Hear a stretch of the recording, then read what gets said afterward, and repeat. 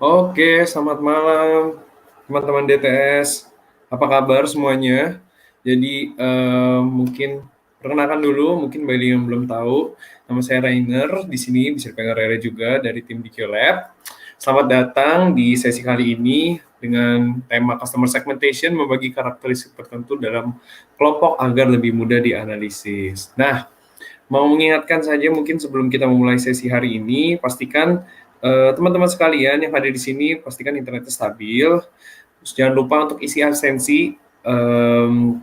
Jadi mungkin yang sudah hadir di sini sempat lupa atau mungkin emang lagi apa ya? Emang kelupaan aja gitu ya untuk isi absensinya, jangan lupa untuk isi absensinya. Terus mungkin siapin buku catatan boleh atau alat tulis mungkin yang diperlukan untuk support sesi hari ini untuk belajar teman-teman DTS di hari ini, dan mungkin buku catatannya juga berguna untuk mencatat untuk pertanyaan, karena nanti setelah sesi pemaparan materi akan ada sesi tanya jawab juga. Nanti tentu saja sesi tanya jawabnya aku tidak sendiri, aku akan dibantu oleh teman aku nanti namanya Vira ya. Jadi nanti ditunggu aja, dan mungkin teman-teman sekalian karena sudah menunggu juga nih yang dari tadi sudah antusias banget, sudah bilang hadir-hadir ya, aku akan panggilkan pemateri hari ini, Kak Ari. Selamat malam Kak Ari. Halo Kak Ari. Halo malam Kak. Iya, Malam. halo Kak Ari. Nah, Kak Ari, mungkin sekarang karena teman-teman udah nggak sabar untuk belajar, mungkin waktu dan tempat aku akan persilakan untuk Kak Ari. Jadi silakan Kak Ari untuk pemaparan materinya. Silakan Kak. Oke, baik Kak.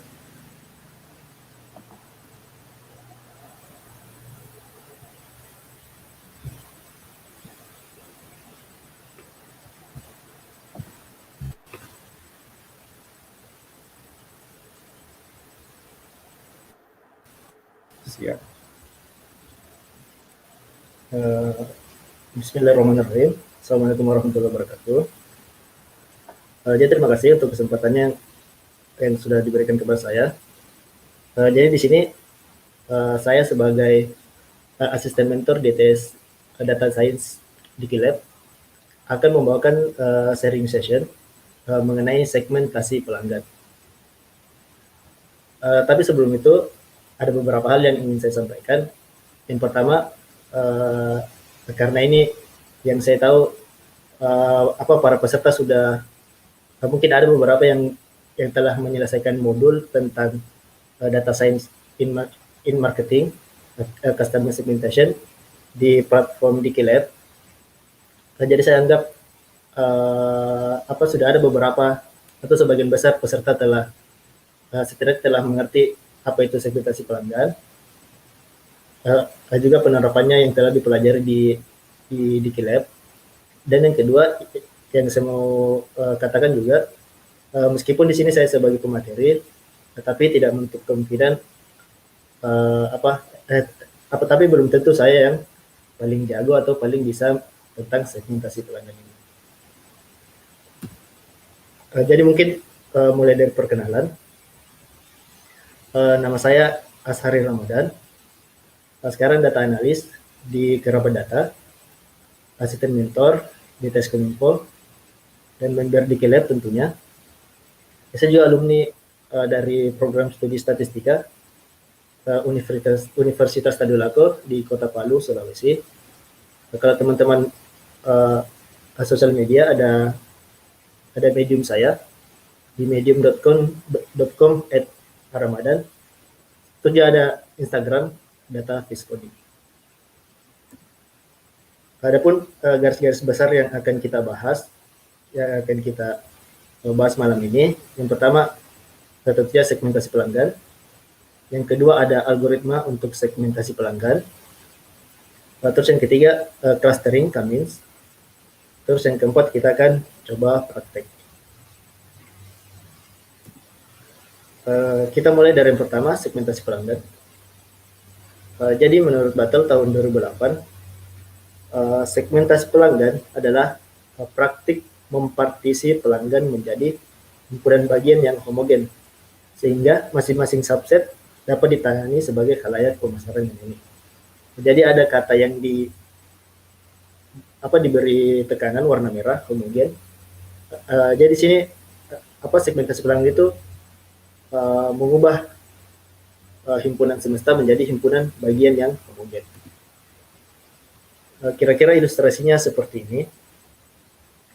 Jadi di sebelah kiri ada, anggap ini sebagai himpunan semesta pelanggan yang masih teracak. Nah, terus proses segmentasi pelanggan akan mempartisi atau mengelompokkan data berdasarkan karakteristiknya.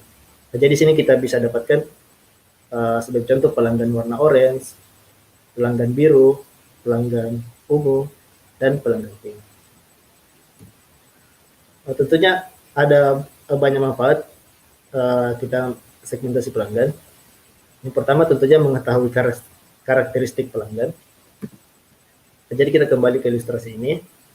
Anggap misalnya segmentasi pelanggan untuk pelanggan warna orange ini adalah karakteristiknya pekerjaan pelajar atau mahasiswa, terus umur di bawah 25 tahun, terus pendapatan relatif rendah, tapi mungkin sering datang ke mall atau sering berbelanja. Nah, begitu pula untuk karakteristik untuk kelompok-kelompok lainnya. Terus yang kedua, membuat promosi yang tepat. Jadi karena kita sudah tahu karakteristik pelanggan, jadi kita bisa mempromosikan kepada pelanggan produk-produk yang tepat atau sesuai. Nah, jadi misalnya untuk kategori pelajar tadi, kita bisa promosikan barang-barang yang relatif murah, dan tentunya kita tidak tepat untuk merekomendasikan barang-barang dengan harga yang cukup tinggi. Terus algoritma segmentasi pelanggan, kalau kita misalnya cari-cari penelitian di internet, kira-kira ada beberapa algoritma yang sering digunakan. Ada SOM, ada MDS, dan ada metode cluster. Nah, tentunya pada setiap algoritma ini punya kekurangan dan kelebihan. Nah, tapi salah satu algoritma yang paling sering digunakan untuk segmentasi pelanggan dan juga diajarkan di platform Dikilab, yaitu metode cluster K-means. Apa itu algoritma K-means? Jadi algoritma ini adalah metode yang dikategorikan ke dalam metode clustering partisi. Algoritma K-means berusaha mengelompokkan data yang ada di dalam beberapa kelompok, di mana data satu kelompok mempunyai karakteristik yang sama dan mempunyai karakteristik yang berbeda dengan data yang ada di kelompok lain. Kalau kita ilustrasikan, kira-kira kalau kita buat dalam scatter plot seperti ini. Jadi misal titik-titik ini adalah titik-titik pelanggan. Terus warna ini sebagai sebuah klaster atau sebuah kelompok. Terus ada tanda silang. Ini merupakan sentroid dari klaster.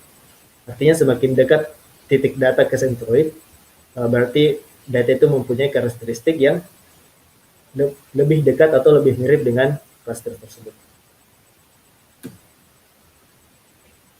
Terus untuk cluster K-means, untuk dalam penerapannya di pemasaran atau marketing, biasanya kita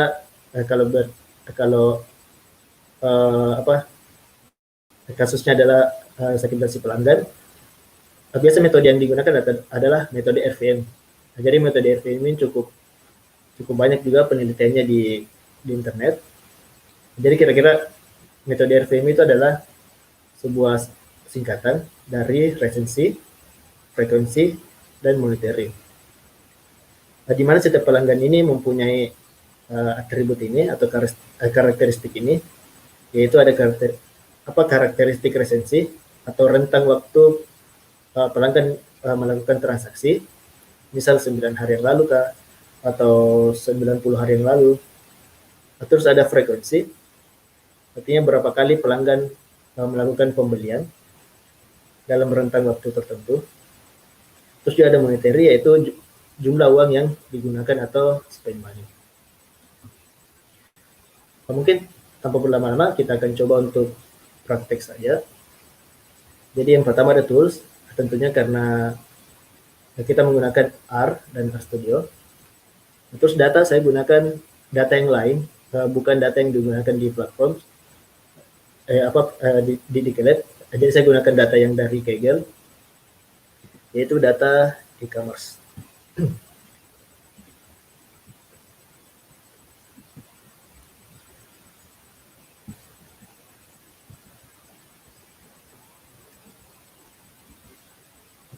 Jadi di sini kita bisa lihat kalau data ini adalah data transaksi dari tanggal 1 bulan 12 2010 sampai tanggal 9 bulan 12 2011 di UK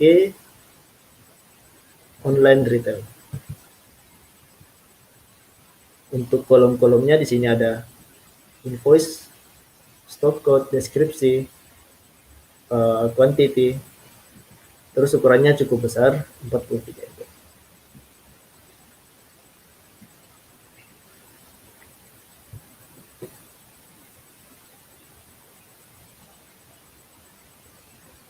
Jadi sini saya menggunakan RStudio.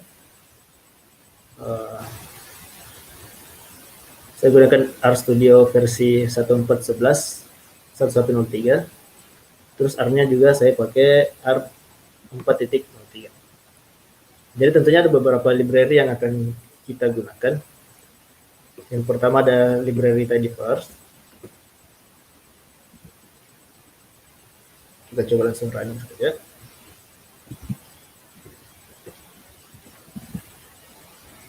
Terus kita import data pakai fungsi read.csv. Nah, jadi sini kita sudah punya objek yang namanya df data, yang isinya tadi data online retail. Nah, jadi bisa kita lihat ada invoice no, stock code, deskripsi, quantity, sampai ke country.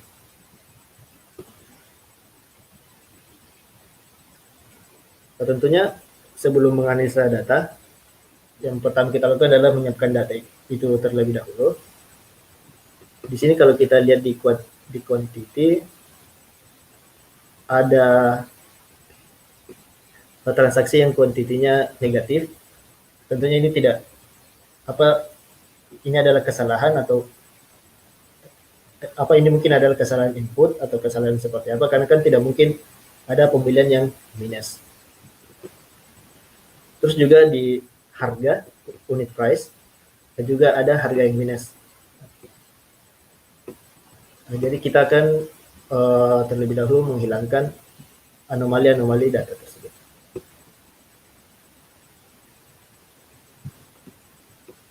Jadi di sini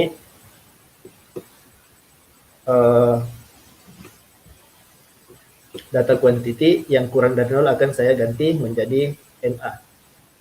Terus setelah data-data yang tadi sudah dirubah menjadi NA, terus data yang kosong tadi akan saya buang.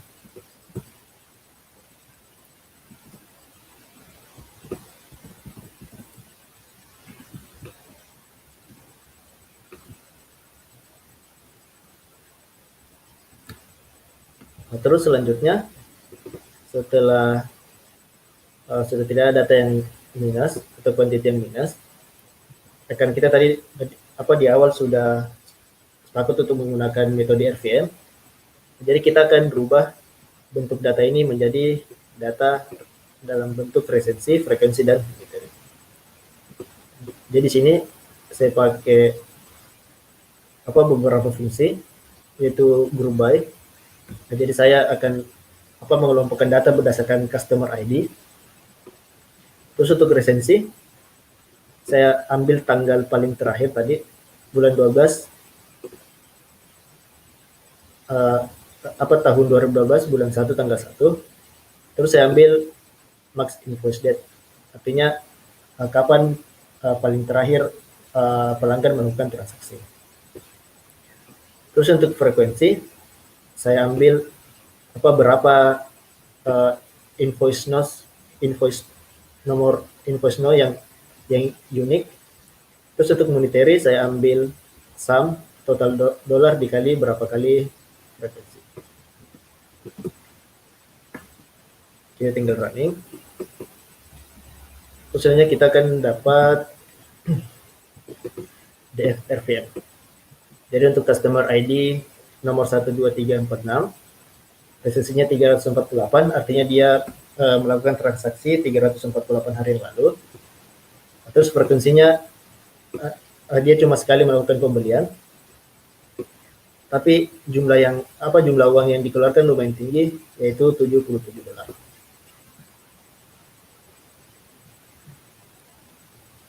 Setelah kita menyiapkan data, di sini kita akan melakukan visualisasi data.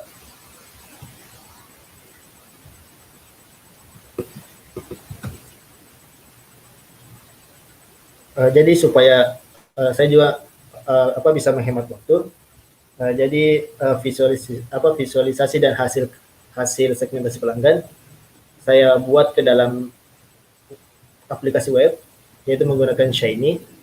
Jadi aplikasinya bisa kita buka di link berikut ini.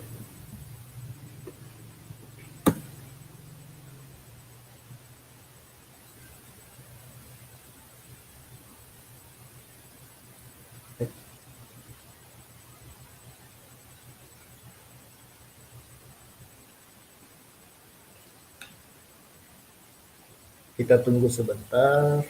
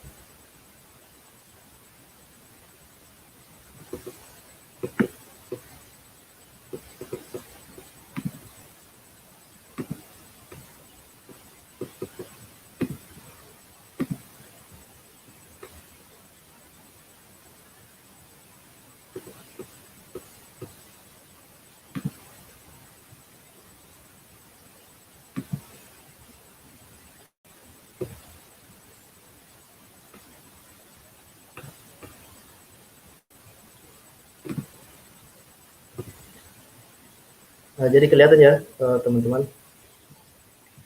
Jadi ini hasil visualisasi data dari aplikasi yang dibuat tadi. Jadi kita di sini bisa lihat kalau total penjualan per bulan itu cenderung naik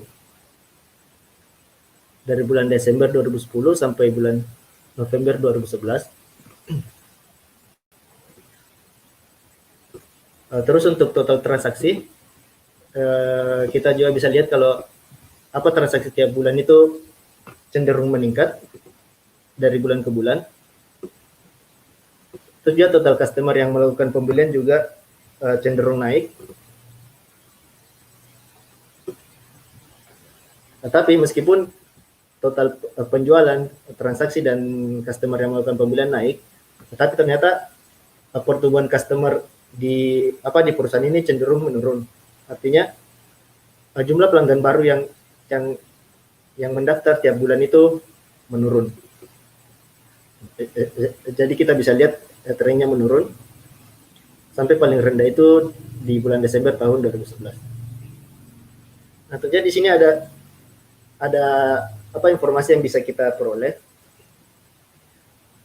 Kalau apa daripada uh, perusahaan fokus untuk apa menggait atau menambah customer baru, lebih baik perusahaan fokus untuk apa bagaimana meningkatkan frekuensi belanja atau jumlah uang yang dikeluarkan oleh customer lama. Tentunya untuk bisa apa membuat customer lama untuk meningkatkan transaksi, salah satu langkah yang bisa kita lakukan adalah menggunakan segmentasi pelanggan.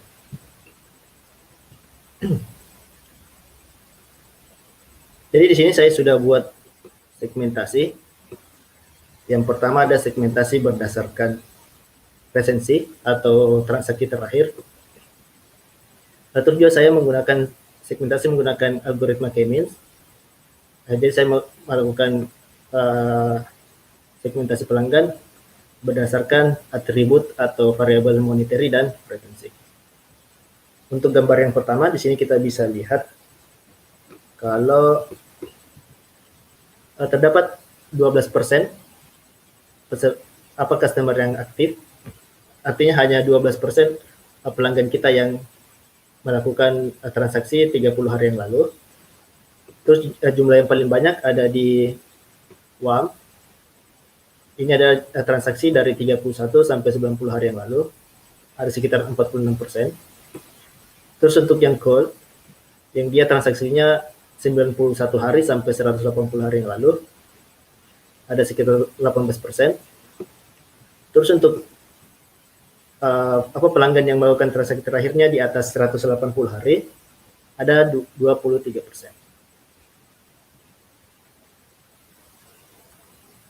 Terus untuk segmentasi pelanggan, saya di sini menggunakan K-means, saya segmentasikan berdasarkan empat kelompok atau 4 cluster.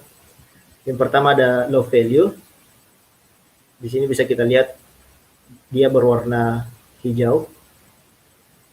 Artinya dia antara monetary dan frekuensinya rendah. Terus ada medium value, di mana frekuensinya cenderung lebih besar daripada low value. Terus juga ada high value, di mana frekuensinya lebih tinggi lagi dibandingkan medium value dan low value. Terus juga ada kelompok yang lain yaitu special value. Nah, jadi special value ini adalah customer yang frekuensinya relatif kecil tapi monetary-nya sangat besar. Kalau kita buat summary, ada 2 customer yang special value atau sekitar 0,04%. Terus ada 8 customer yang high value. Terus ada 329 customer atau 7% medium value. Dan ternyata apa pelanggan terbanyak di perusahaan ini yaitu di segmen low value atau sekitar 92%.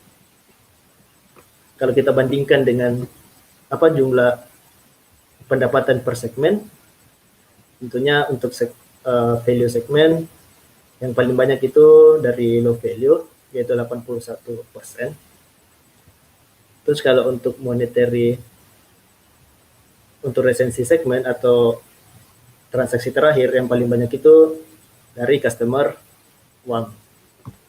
Artinya di sini kita bisa ketahui kembali kalau ternyata berdasarkan grafik ini apa 42% pendapatan itu diperoleh dari 3 bulan pertama customer melakukan mendaftar di online retail. Jadi mungkin pertanyaan kira-kira kalau pendapatan itu hampir setengah di 3 bulan, di 9 bulannya itu perusahaan itu apa melakukan apa. Nah, jadi berdasarkan ini kita bisa melakukan banyak beberapa treatment kepada customer berdasarkan karakteristiknya. Kita bisa memberikan promosi-promosi yang tepat atau memberikan semacam special gift atau cashback.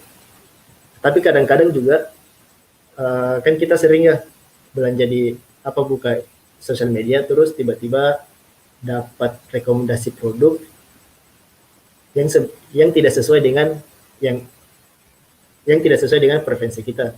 Artinya kadang-kadang kita direkomendasikan produk yang tidak sesuai.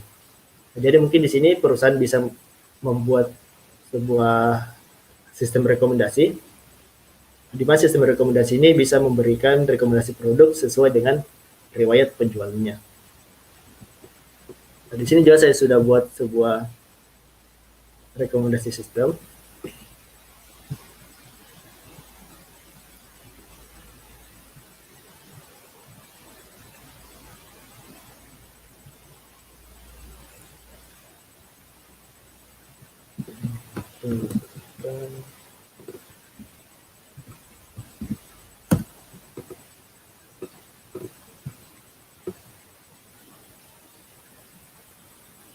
Nah, jadi di sini saya juga sudah buat semacam sistem rekomendasi.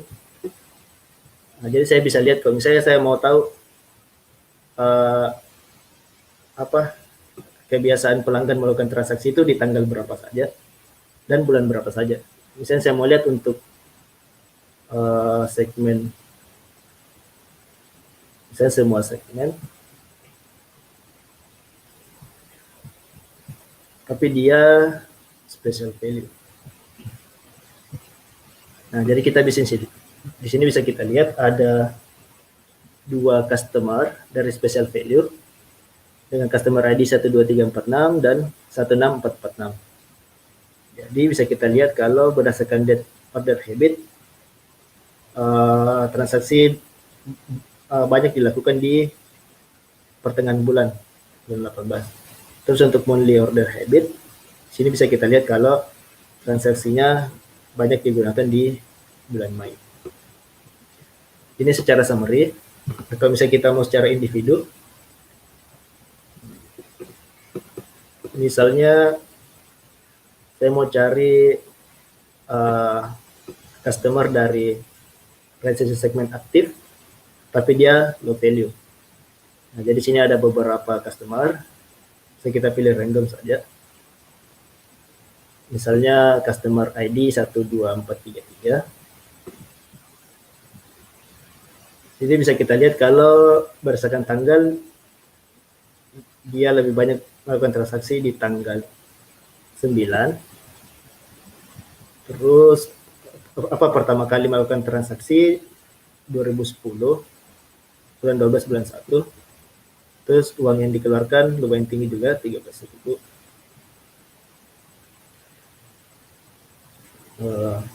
Terus berdasarkan monthly habit, dia sering transaksi di akhir tahun atau bulan Desember. Terus di sini juga kita bisa lihat ada tabel recommended produk. Jadi recommended produk ini direkomendasikan berdasarkan riwayat pembelian. Jadi kita bisa lihat sini ada riwayat pembelian.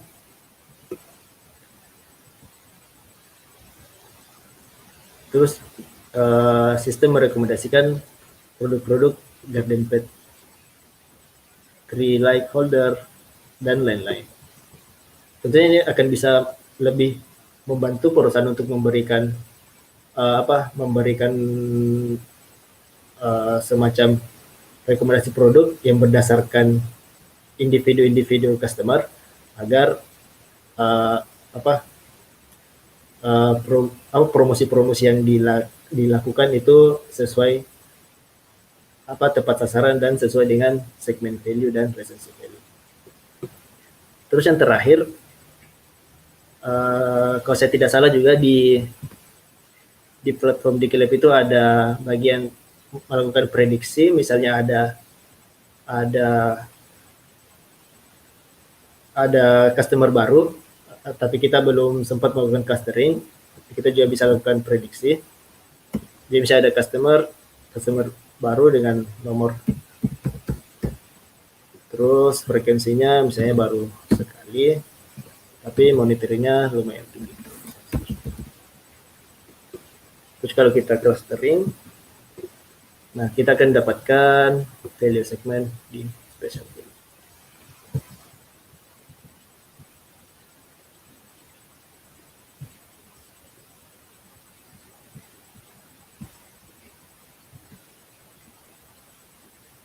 Jadi mungkin itu saja yang bisa saya presentasikan mengenai proyek saya tentang customer segmentation. Adapun kesimpulan yang bisa saya ambil berdasarkan value segment menggunakan algoritma kami, mayoritas pendapatan perusahaan ini berasal dari segmen value. Terus berdasarkan resensi segmen, mayoritas pendapatan berasal dari segmen resensi uang.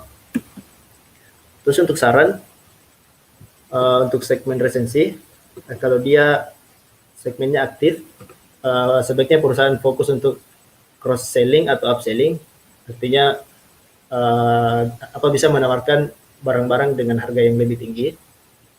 Terus untuk segmen uang, apa perusahaan bisa fokus untuk membuat order kembali. Terus untuk segmen cool dan inaktif, di mana segmen ini berpotensi churn, berpotensi sudah tidak menggunakan layanan. Di sini perusahaan bisa fokus untuk membuat pelanggan aktif kembali atau reaktif. Mungkin bisa dengan memberikan special gift atau strategi-strategi lainnya. Untuk segmen value berdasarkan Cummins, low value di sini menghasilkan pendapatan sebesar 80%. Jadi perusahaan sebaiknya fokus untuk meningkatkan loyalitas pelanggan dan nilai transaksi. Di mana kita tahu kalau low value tadi itu nilai frekuensi belanjanya rendah. Di sini sebaiknya perusahaan fokus untuk meningkatkan frekuensi belanja segmen value, low value. Terus untuk special, high, dan medium value hanya menghasilkan pendapatan 20%, namun perusahaan juga tidak boleh mengabaikan segmen ini, karena bisa jadi mereka adalah pelanggan baru yang butuh waktu untuk melakukan transaksi lagi. Adapun saran secara keseluruhan, yang pertama ada menggunakan sistem rekomendasi yang telah dibuat untuk merekomendasikan produk sesuai riwayat pembelian pelanggan. Terus yang kedua, melakukan promosi sesuai kebiasaan transaksi yang meliputi hari, tanggal, dan bulan apa saja. Terus yang ketiga, perusahaan bisa membuat program loyalitas pelanggan untuk meningkatkan jumlah dan nilai transaksi.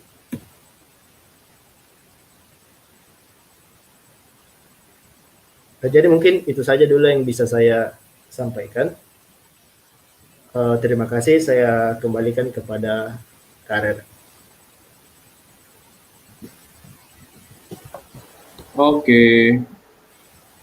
Oke, terima kasih Kak Ari. Mungkin kita akan masuk ke sesi tanya jawab. Jadi mungkin pertanyaan yang sudah disiapkan nanti akan ditanyakan ke Kak Ari ya. Nah, di sini aku tidak sendiri Kak Ari, aku akan ditemani sama teman aku namanya Vira. Halo Vira, selamat malam. Halo Kak Rere, halo Kak Ari, selamat malam. Silakan Vir. Oke, jadi di sini aku akan bacakan pertanyaan-pertanyaan dari para peserta. Nah, untuk pertanyaan pertama, ini dari Kak Muhammad Noval. Mau tanya, kira-kira metode apa yang paling sering digunakan di dunia kerja untuk segmentasi customer, Mas? Apakah SOM, MDS, atau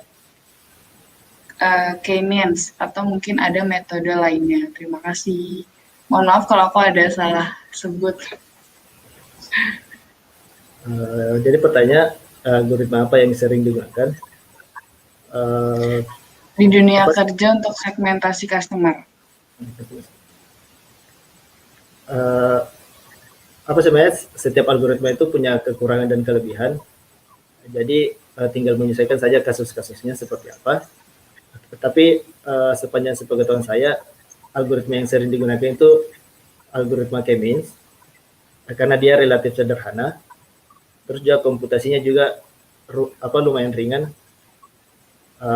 Terus kita bebas untuk menentukan jumlah klaster. Kalau misalnya untuk SOM dan MDS itu, kalau saya tidak salah ingat ya, dia itu tetap membagi data menjadi 4 kelompok. Nah, sedangkan di klaster di K-means itu kita bebas menentukan jumlah klaster. Oh, gitu. Tapi ada metode lain nggak Mas selain 3 itu? Nah, sebenarnya di metode klaster itu ada banyak Mbak Fira, ada single linked, average linked. K-median, K-modus, dan lain-lain. Oh, oke, siap. Untuk pertanyaan berikutnya ya, Mas Ari.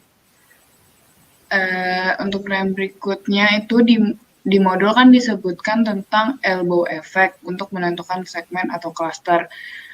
Bisa tolong dijelaskan cara membacanya dan interpretasi dari grafiknya?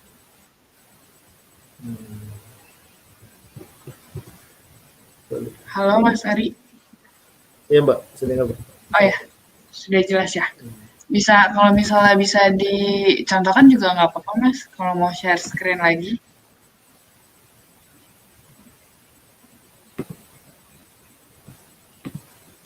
Saya share screen ya Mbak. Ya, siap. Oh, ini.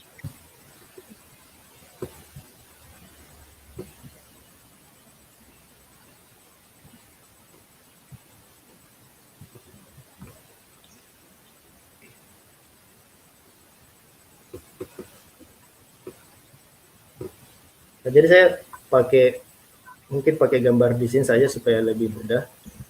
Nah, jadi kan kira-kira bentuk dari metode elbow itu kira-kira bentuknya seperti ini. Jadi ada dua sumbu, yaitu sumbu X dan sumbu Y. Di mana sumbu X itu number of cluster atau jumlah cluster, sedangkan untuk sumbu Y itu total sum square atau total jarak. Cara menentukannya itu persis seperti namanya, yaitu elbow. Nah, jadi kita cari titik di mana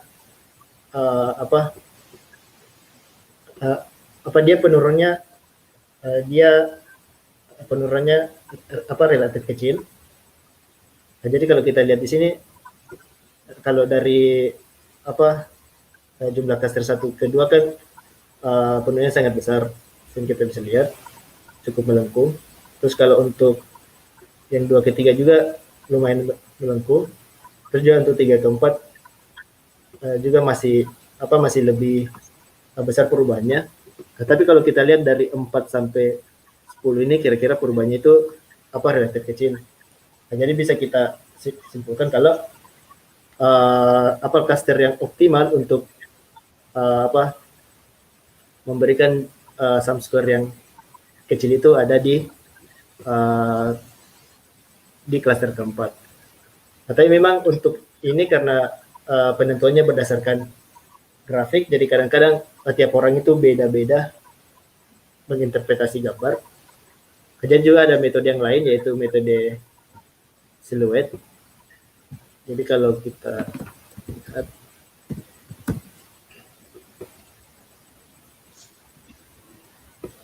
kalau misalnya pakai siluet itu dia lumayan lebih mudah. Nah, jadi kita tinggal cari saja titik yang paling tinggi. Jadi kalau misalnya di klaster kedua kita lihat dia titik paling tinggi, berarti titik optimal klasternya itu ada 2. Nah, mungkin itu dulu Mbak Tira. Oke, siap. Terima kasih Mas Ari untuk penjelasannya. Dan ini aku lanjut lagi, ada pertanyaan ini sebenarnya pertanyaan lanjutan sih Mas, berhubungan sama yang pertanyaan awal dari Kak Ali. Mungkin bisa sambil dipraktekkan Mas yang terkait K-means-nya. Yang terkait K-means yang untuk segmentasi pelanggan itu Mas.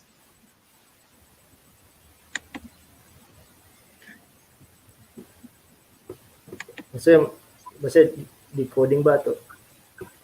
Kenapa Mas? Bisa diulang pertanyaan Mbak? Oh bisa. Jadi di sini Mas Ali minta untuk dipraktekkan sih Mas untuk yang K-means-nya. K-means yang segmentasi pelanggan. Apakah bisa? Iya Mbak.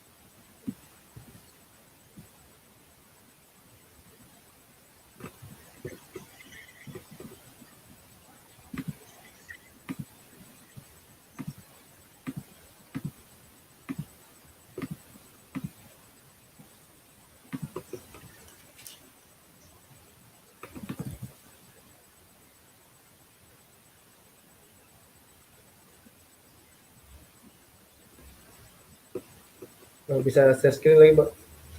Oh, bisa Mas. Karena, oke.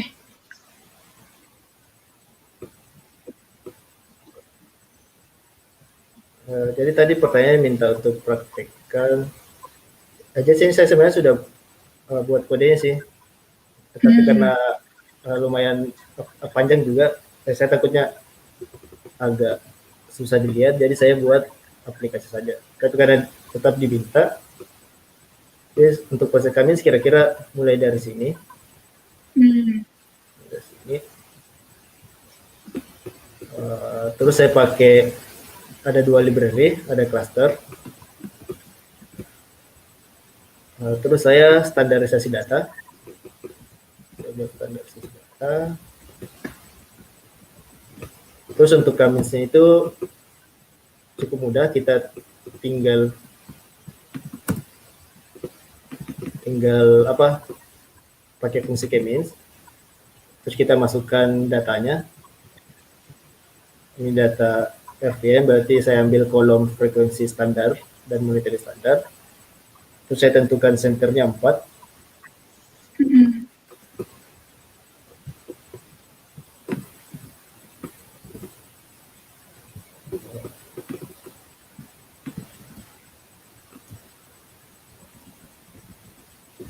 Nah, terus hanya setelah kita dapat cluster, di sini saya gabungkan antar data dengan cluster. Jadi nanti di data RVM ini kita dapat kolom cluster lagi. Jadi untuk customer 1, 2, 3, 4, 6, dia masuk ke cluster 1. Untuk customer ID 1, 2, 3, 5, 2, dia masuk ke cluster 3 dan seterusnya.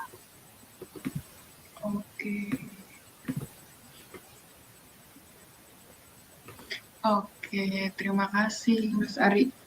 Cukup panjang juga ya Mas ya.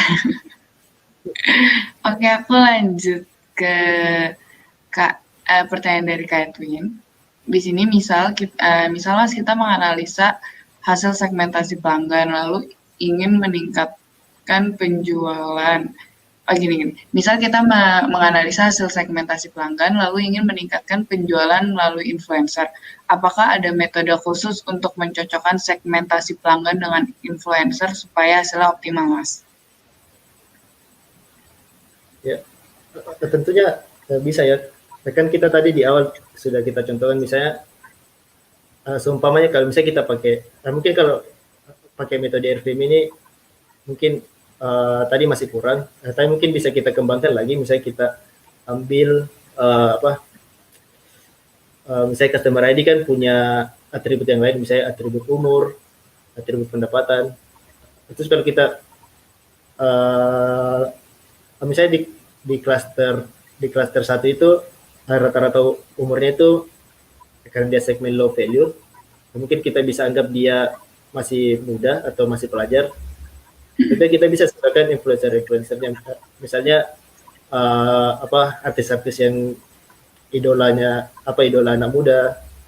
Terus kalau misalnya untuk segmen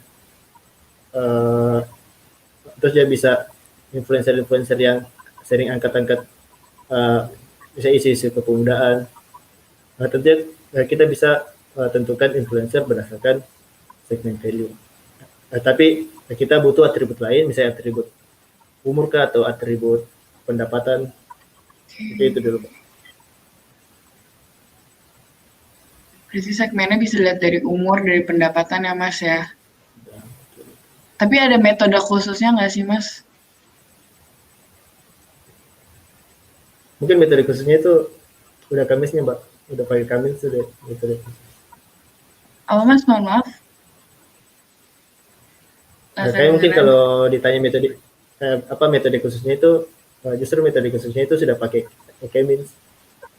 Oh, pakai Kemins yang tadi ya Mas ya? Oh, kan biasanya kalau Siap. Aku lanjut ke pertanyaan berikutnya ya Mas ya. Ini dari pertanyaan dari Kak Eri.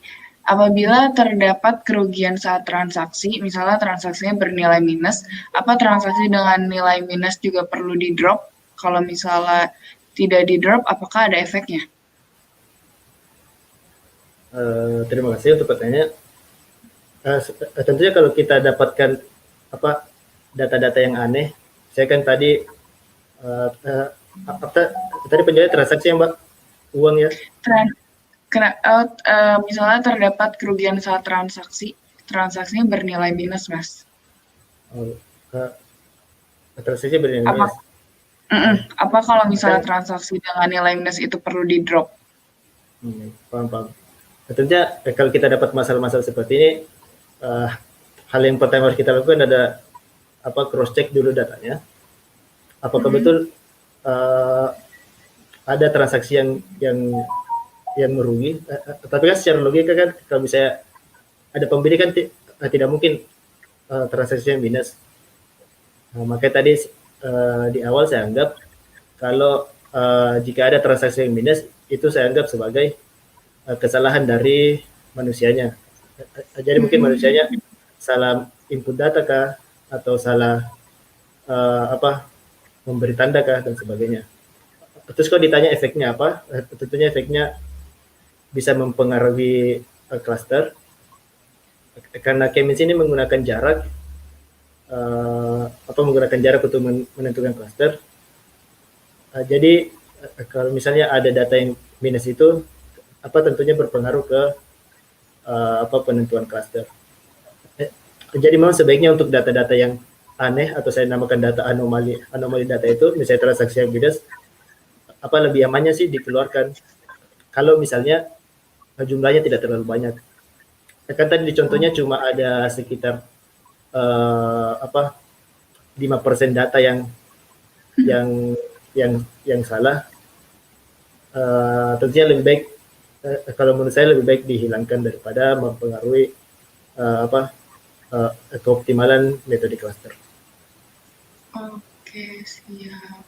Berarti lebih baik dihilangi ya Mas ya, untuk mengoptimalkan daripada. Tapi kalau misalnya data minusnya itu banyak gimana Mas? Apakah harus di drop juga atau bisa di keep tapi dengan salah satu cara?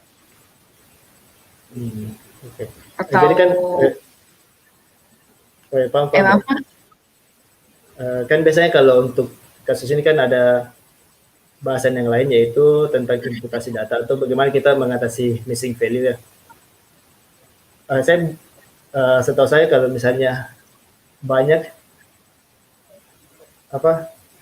artinya tergantung kasusnya sih. Kalau misalnya kan kita cross check lah, kalau misalnya memang ada transaksi yang minus, kalau memang betul-betul minus, mungkin karena ada misalnya cashbacknya salah kah atau bagaimana. Nah, sebenarnya tidak apa-apa sih untuk dimasukkan ke dalam model selama data itu betul-betul seperti itu. Tapi kalau kasusnya itu adalah kesalahan input data atau kesalahan yang lain, saya kira kalau misalnya jumlahnya masih sedikit, masih bisa di drop. Tapi kalau misalnya jumlahnya terlalu banyak, mungkin lebih baik kita tidak usah lanjutkan, tapi kita cari data yang lebih cocok untuk metode yang lain. Oke, baik. Terima kasih banyak Mas Ari. Sini ada lagi pertanyaan dari Katangko. Dashboard desain ini bisa dibuat live kah untuk menampilkan data di Shiny apps pakai apa ya, dan aplikasi apa lagi yang sejenis yang bisa digunakan?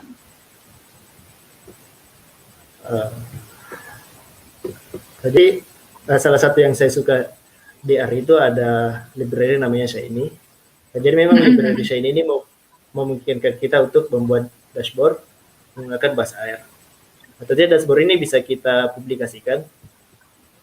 Teman-teman bisa bikin.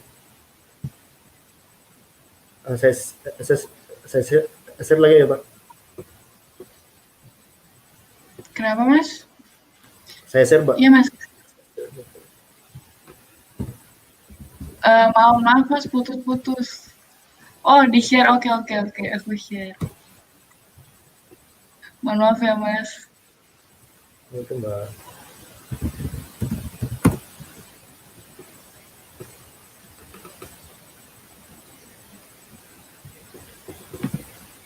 Nah, jadi kalau teman-teman mau buat apa Shiny App, atau misalnya apa aplikasinya sudah jadi, nanti teman-teman bisa buat akun saja di shinyapps.io.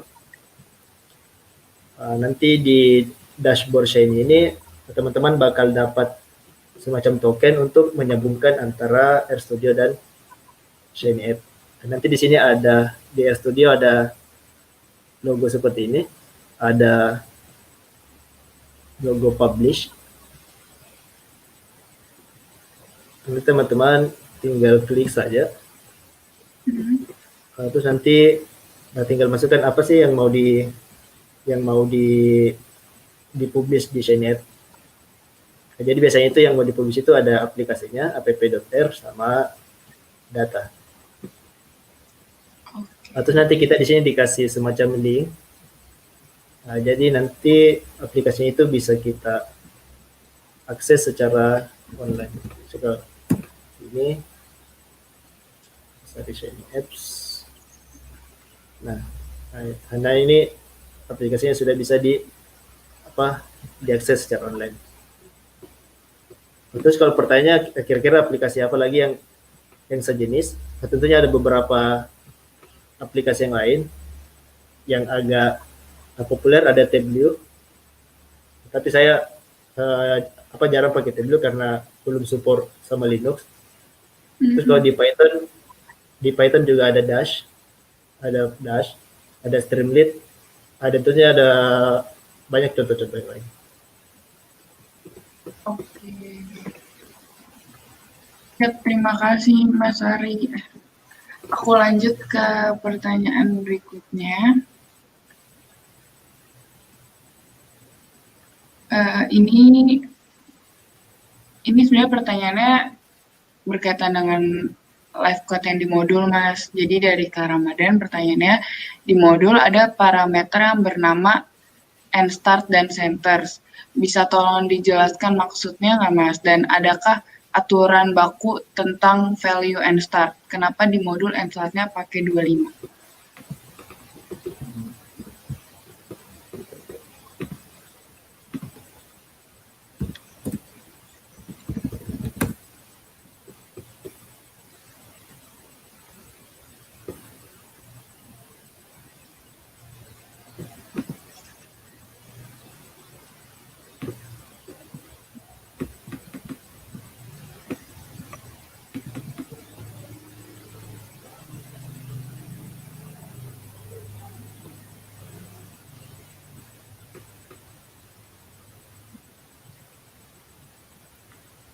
Sebenarnya kalau misalnya kita mau kan di sebenarnya setiap fungsi yang ada di R itu ada dokumentasinya. Kalau misalnya teman-teman bingung apa dokumentasinya, bisa ketik saja di R, tanda tanya, terus masukkan fungsi. Jadi misalnya kalau misalnya mau cari untuk k-means, di sini ada beberapa parameter. Nah, sebenarnya itu sih sebenarnya tidak ada aturan pakai apa. Biasanya itu di random saja untuk center, untuk end start. Tapi kalau untuk center itu, kalau saya tidak salah itu jumlah clusternya. Nah, jadi kalau clusternya bisa kita kasih centernya 4, berarti nanti akan menghasilkan 4 cluster. Kalau misalnya centernya 5, berarti menghasilkan 5 cluster. Oh gitu. Oke, siap. Makasih Mas Ari. Nah, untuk pertanyaan berikutnya bisa dibacakan oleh Kak Rere. Silakan Kak Rere. Oke, thank you Fir. Nah, kita lanjut untuk Kak Ari. Jadi ada pertanyaannya dari Leovaldo Pangaribuan. Boleh dijelasin nggak mengenai script di materi diklat bagian menentukan cluster? Di sana ada code which, .min, dalam kurung, supaya dan seterusnya. Boleh dijelasin nggak ke Ari yang bagian itu?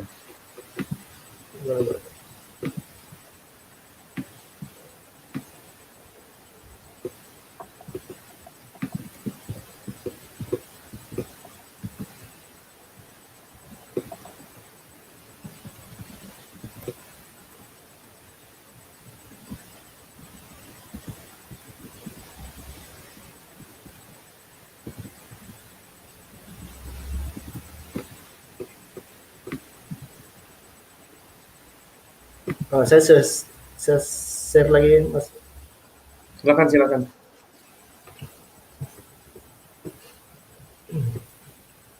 Oke.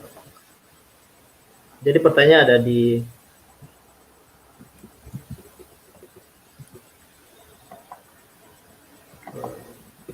jadi pertanyaan apa fungsi which mean supply function bla bla bla. Jadi kan sebenarnya ini untuk menentukan, kan ini sebenarnya untuk memprediksi misalnya data baru itu masuk di klaster yang mana. Jadi kan apa sudah kita dapatkan kalau setiap klaster itu punya namanya titik centroid. Nah, jadi sebenarnya di sini ada setiap kolom di data baru itu dihitung jaraknya. Di sini kita bisa lihat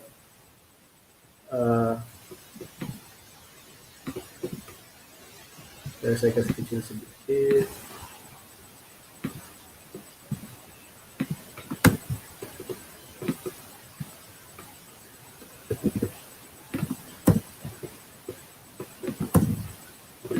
Jadi kan di sini bisa kita lihat kalau sebenarnya di sini kita menghitung data baru, kita menghitung jarak Euclidean antara data baru dengan center di cluster.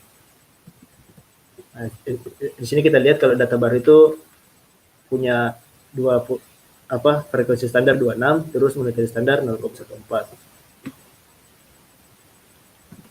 Terus kalau untuk center kita bisa lihat di sini untuk cluster 1 dia punya center untuk frekuensi 0,3, 44 dan seterusnya. Terus sebenarnya di sini dia menghitung jarak tiap jarak antara data baru dengan jarak masing-masing centroid cluster. Jadi mungkin supaya lebih mudah kita coba running saja. Nah, kalau misalnya kita cuma ambil supply, jadi supply ini kalau di bahasa R itu adalah semacam perulangan. Nah, jadi perulangan. Nah, jadi di sini akan menghasilkan 4 output, yaitu output pertama ini 2736, yaitu jarak antara data baru dengan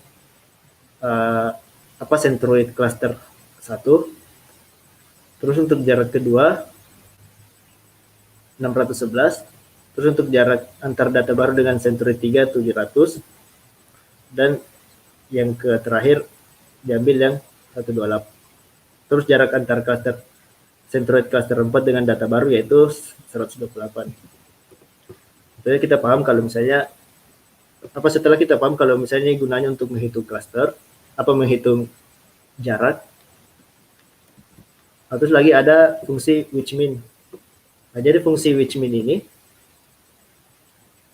dia akan mengambil indeks dari sebuah vektor yang angkanya paling kecil. Nah, jadi kalau kita lihat di sini kan dari 4 hasil perhitungan jarak tadi antara cluster 1, 2, 3 dan 4, yang paling kecil itu cluster 4 yaitu 128.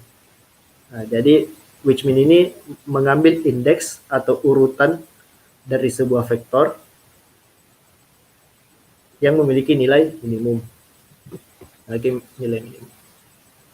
terus fungsinya sih untuk apa mengambil ini? Nah, jadi kan kalau kita lihat sebenarnya sintaks yang ini dengan yang ini sebenarnya sama. Terus kalau kita coba running ini, isinya kan ada 4 special value dan lain-lain. Atau supaya kita bisa cuma mengambil satu saja, ya kita ambil indeks yang keempat. Jadi kalau kita run ini, dia bakal ambil segmen yang keempat. Ya. Jadi pada intinya fungsi ini adalah fungsi untuk mengambil jarak terkecil data baru dengan semua centroid pada cluster.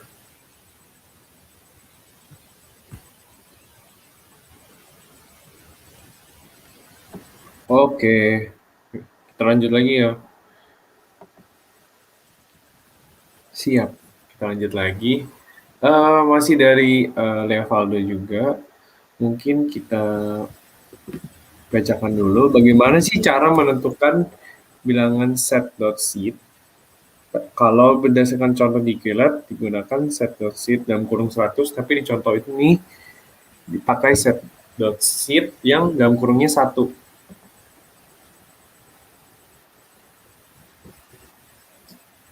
Oh,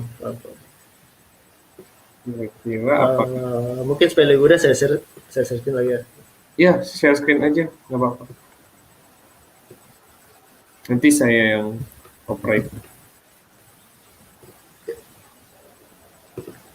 Jadi kan yang ditanya itu adalah fungsi set seed. Jadi sebenarnya kalau kita mau tentukan nilai apa saja yang ada di set seed ini, sebenarnya terserah sih mau angka 1, angka 2, angka 3, angka 4. Tapi yang perlu dipahami sebenarnya apa sih fungsi dari set seed itu? Nah, jadi kalau kita lihat dokumentasinya, saya akan yang kita ketahui bersama kalau K-means itu menentukan centroid awalnya itu secara random. Nah, jadi harus kita pahami dulu kalau misalnya K-means itu menentukan jumlah cluster itu secara nilai centroid awal itu random. Nah, jadi supaya hasilnya konsisten, kita butuh fungsi set seed. Kalau misalnya set seed. Jadi kalau misalnya saya pakai contoh lain, misalnya saya mau bikin sampel.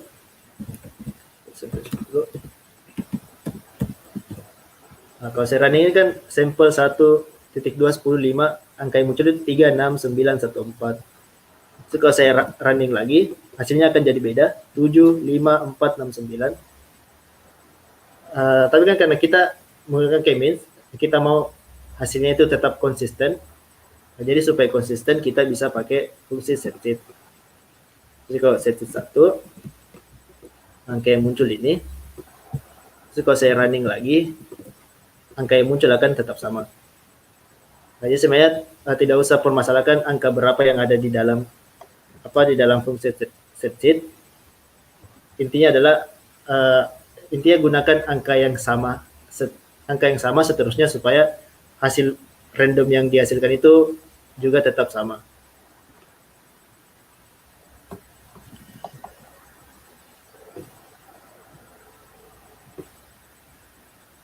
Mungkin itu, Mas. Oke, kita lanjutkan, Mas. Karena kita masih akan ada pertanyaan teknis lagi, jadi mungkin nanti bisa di share screen aja ya, Mas ya. Terus, oke, mungkin saya sambil bacakan juga ya, Mas atau Kak Ari. Oke, dari Adit Istiarsa. Kenapa kode segmentasi dolar cluster perlu disimpan dalam variabel pelanggan dolar cluster untuk bisa digunakan dalam melihat data cluster N? Mengapa tidak segmentasi dolar cluster saja yang dimasukkan dalam fungsi which-nya itu, Kak? Jadi mungkin pertanyaan teknis ya tentang kode. Jadi sebenarnya untuk mencapai sebuah tujuan itu ada banyak sekali cara. Jadi sebenarnya tidak masalah sih mau pakai sintaks yang mana, pakai kode yang mana. Intinya yang kita mau itu kita bisa menjawab masalah. Jadi mungkin saya kurang mengerti juga kira-kira bagaimana kode yang dimaksud karena belum saya coba juga. Tapi yang penting adalah jangan terpaku sama kodenya, tapi fokus sama hasilnya. Jadi kalau misalnya ada dua kode yang berbeda tapi hasilnya sama, tentunya kita bebas menggunakan yang mana saja. Oke. Kita lanjut lagi ya Kak Ari ya. Nah, ini pertanyaannya akan ada 3 yang berhubungan tentang RFM. Jadi aku akan bacakan 3-tiganya, tapi yang pertama dulu ya Kak. Mungkin kita satu-satu aja kita jawabnya. Yang pertama, penggunaan metode RFM bisa dikombinasikan dengan parameter lain atau hanya khusus resensi, frekuensi, dan monetary ya Kak? Saya bebas sih. Kalau misalnya kan kalau kita pakai metode RFM kan tentunya kita cuma pakai resensi, frekuensi, dan monetary. Tapi kalau misalnya mau masukkan variabel yang lain atau atribut yang lain, misalnya atribut umur kah, atau atribut pendapatan, atau atribut jenis kelamin, tentunya tidak jadi masalah. Tapi biasanya kadang-kadang juga yang perlu diperhatikan itu adalah jangan sampai atributnya terlalu banyak. Kadang-kadang itu bisa menurunkan, kalau misalnya di machine learning, kadang-kadang bisa menurunkan akurasi kalau atributnya terlalu banyak. Tapi kalau pertanyaan bisa digabung dengan variabel lain, tentunya jawabannya bisa. Oke. Yang kedua, masih tentang RFM. Sepahaman saya, berarti frekuensi dan monetary value dikelompokkan dengan k-means. Lalu kalau resensi dikelompokkan dengan apa ya, Kak?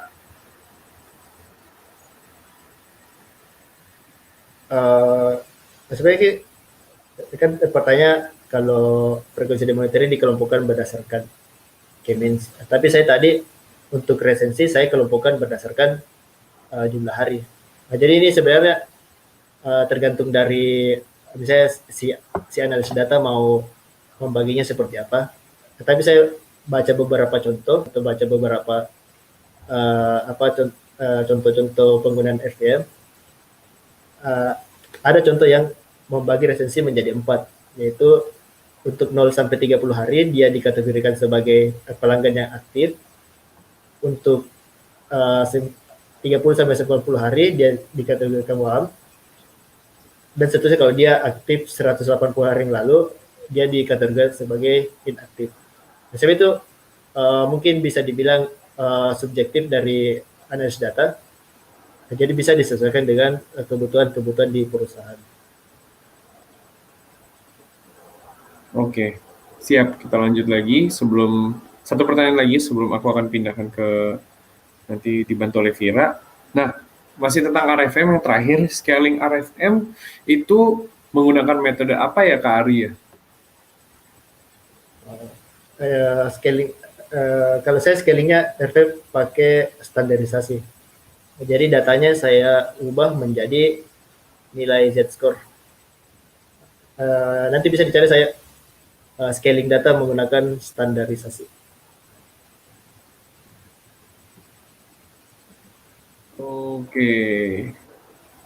Oke, berarti kita lanjut. Aku akan panggil Vira. Halo Vira. Masih di mute, Vir. Halo Kak Rere, halo Kak Ari. Siap, lanjut ya Vir. Bacain pertanyaannya ini. Ini pertanyaannya khusus tentang k-means, Mas Ari dari Mas Akil. Nah, ada apa kelemahan melakukan segmentasi pelanggan dengan k-means? Sama kalau bisa, tolong jelaskan contoh kasusnya Mas Ari. Jadi mungkin kelemahan itu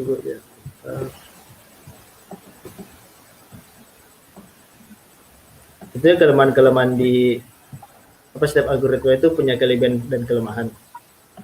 Jadi kalau misalnya di k-means itu ada beberapa kekurangan. Akan kadang-kadang seperti yang kita ketahui kalau misalnya di k-means itu penentuan jumlah titik awal senternya itu random. Jadi kadang-kadang kalau misalnya titik random yang diperoleh itu jadi misalnya setiap titik random yang digunakan itu berbeda. Nah, biasanya juga akan menghasilkan klaster yang berbeda. Atau juga kekurangannya juga di penentuan nilai K. Jadi sebenarnya meskipun ada metode elbow atau siluet, sebenarnya tidak ada jaminan untuk menemukan kumpulan klaster yang optimal. Jadi sebenarnya tidak ada klaster yang optimal. Terus juga untuk masalah perhitungannya, kan seperti yang kita tahu kalau di Cummins itu menggunakan perhitungan jarak. Jadi untuk kasus-kasus misalnya ada data yang skalanya berbeda,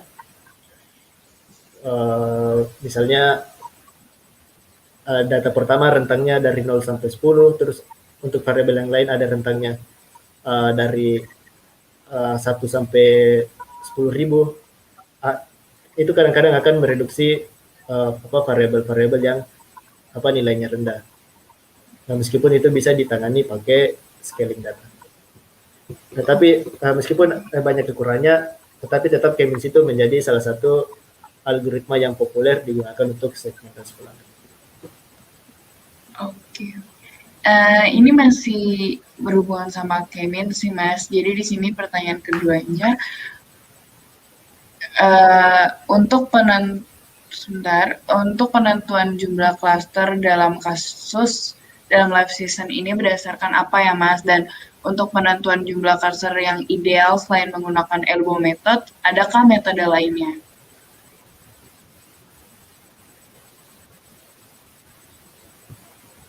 Jadi sebenarnya untuk penentuan klaster di sini saya gunakan referensi. Ada contoh atau penelitian yang lain yang saya lihat kalau misalnya digunakan 4 klaster. Jadi daripada saya bingung-bingung untuk tentukan jumlah klasternya berapa pakai metode elbow atau siluet, saya pakai contoh di penelitian tersebut. Jadi meskipun kita bisa menentukan klaster yang optimal, kita bisa menentukan jumlah klaster menggunakan metode elbow, tapi tidak bisa juga kita katakan salah jika kita menentukan jumlah klaster berdasarkan pendapat ahli ataupun pendapat dari analis data tersebut.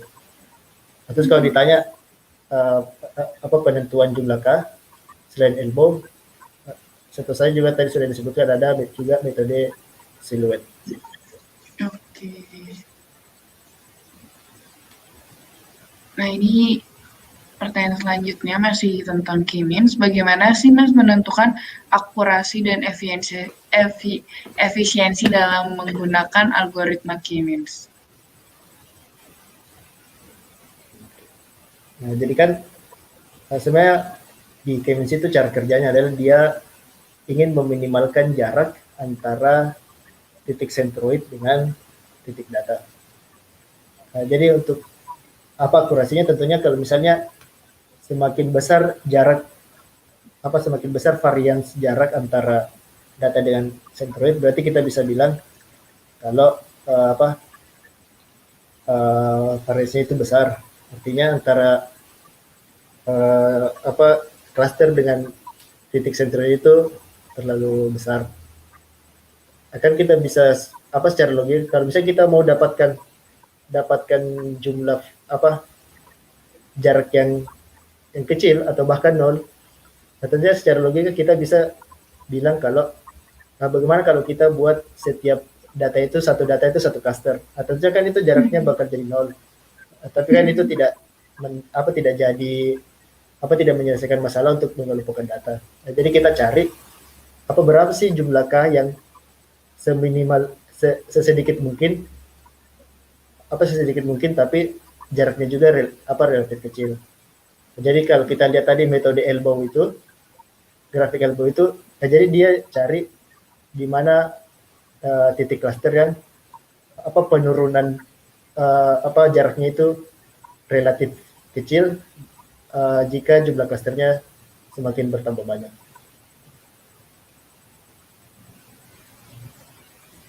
Oke, ini ada pertanyaan lagi, masih tentang Cummins. Saya ingin elbow effect otomatis. Jadi tanpa memunculkan hasil visualisasi dari elbow effect-nya.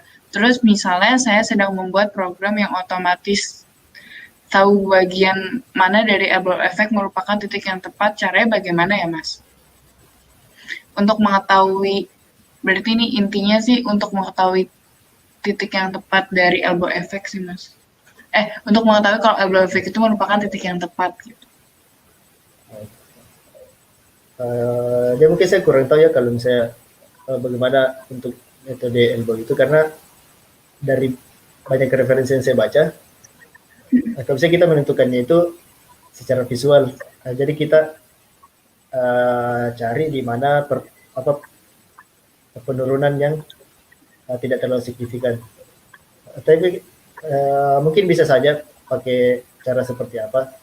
Tapi kalau misalnya mau mungkin yang otomatis bisa pakai alternatifnya, yaitu pakai metode siluet. Jadi kalau metode lebih mudah, kita tinggal cari saja berapa nilai siluetnya yang paling tinggi. Nah, jadi dia bisa lebih mudah daripada kita pakai elbow method yang penentuan jumlah cluster itu berdasarkan visual. Oke. Nah, ini ada lagi pertanyaan dari Kak Budi. Ini udah di luar Kimin sih Mas. Jadi apakah setelah analisis clustering kita nantinya bisa kita combine dengan Pareto? Nah, sehingga nantinya kita hanya fokuskan ke segmen yang punya impact besar ke dalam bisnis. Apakah bisa, Mas Ari?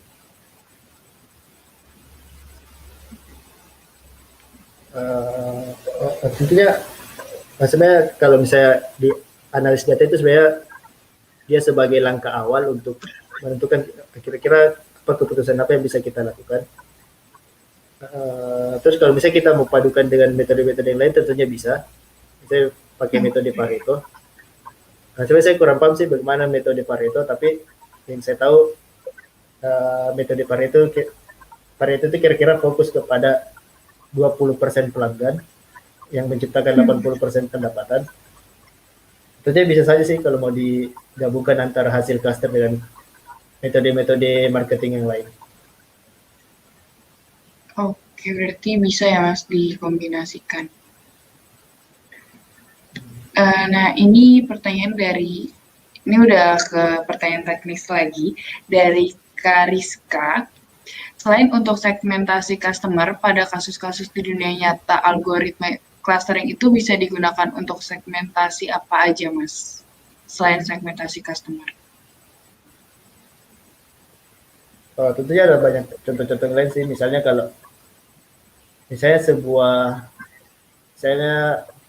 kabupaten sebuah dinas di kabupaten mau mengelompokkan desa-desa berdasarkan tingkat kesehatan, jadi nanti bisa bikin cluster misalnya tingkat kesehatan desa ini rendah, tinggi, cukup, dan clusternya itu bisa menggunakan variabel-variabel kesehatan, misalnya angka kematian bayi, angka kematian ibu, dan tentunya ada banyak contoh-contoh yang lain selain segmentasi pelanggan. Oke. Nah, ini ada lagi pertanyaan dari Kak Adiyat. Apakah metode untuk menentukan sentroid sehingga hasil cluster lebih baik dan tidak terjebak lokal maksima? Adakah metode untuk menentukan sentroid sehingga hasil cluster lebih baik dan tidak terjebak lokal maksima, Mas?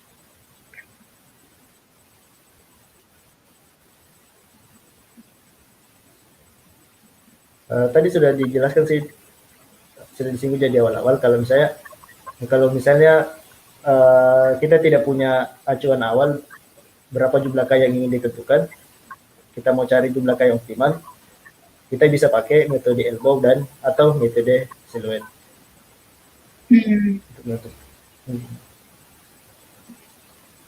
Oke, jadi pakainya itu ya Mas ya, untuk metodenya bisa menggunakan elbow sama siluet yang tadi udah dijelaskan sebelumnya. Oke, nah ini ada lagi pertanyaan dari Kak Surya. Kalau dibanding dengan main shift, bagaimana dengan hasilnya waktu analis dan lain-lain, Mas? Bisa dulu, Mbak?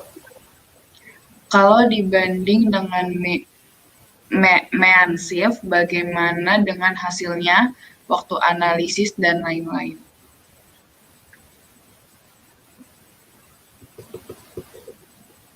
Diulang, dibandingkan dengan apa, Mbak? Dengan Dibanding dengan MEANSIF, Mas. MEANSIF. Apa aku salah nyebutnya ya? Mohon maaf kalau salah sebut. MEANSIF. Iya. Saya juga sebenarnya kurang tidak tahu ya MEANSIF itu apa. Jadi mungkin MEANSIF itu mungkin algoritma yang lain untuk menentukan segmentasi. Kalau misalnya ditanya mana yang lebih baik, saya tidak bisa jawab mana yang lebih baik karena tidak ada algoritma yang super kuat, artinya tidak ada algoritma yang cocok untuk semua masalah. Jadi biasanya sebelum kita menentukan algoritma apa yang kita gunakan, kita lihat dulu datanya seperti apa, atau adakah asumsi-asumsi yang harus kita dipenuhi, ataukah seperti apa.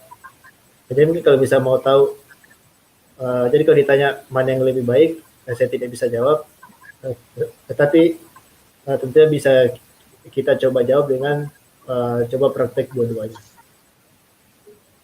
Oke, siap. Aku lanjut lagi, ini ada pertanyaan, Mas Asari, apakah pernah membagi data menjadi segmen lebih dari 10? Apakah segmen lebih dari 10 itu optimal?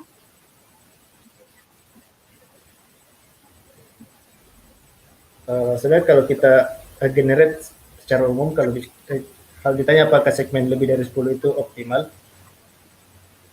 sebenarnya kalau sebenarnya bisa ditinjau dari beberapa aspek ya. Jadi kalau misalnya kita mau cari jumlah kelas segmen atau jumlah cluster yang jaraknya semakin kecil, tentunya kita bisa tentukan